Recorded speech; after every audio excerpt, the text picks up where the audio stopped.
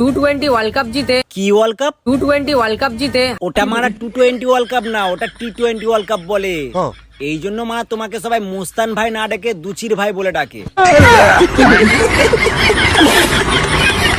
হার্দিক পান্ডিয়া নিজের গার্লফ্রেন্ডকে নিয়ে স্টেডিয়ামে যা খুশি মানাচ্ছে।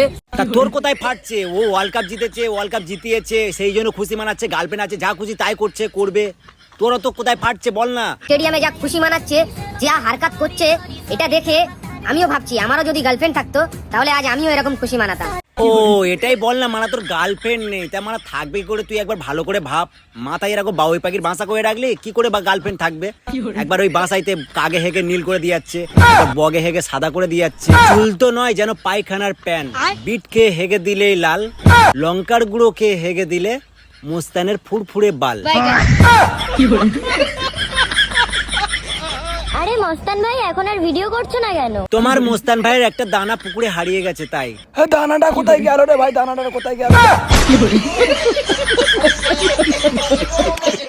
আমি এখন পুকুরে নামবো। নাম নাম নাম তাড়াতাড়ি নাম, আর যেন উঠিস না পুকুর থেকে।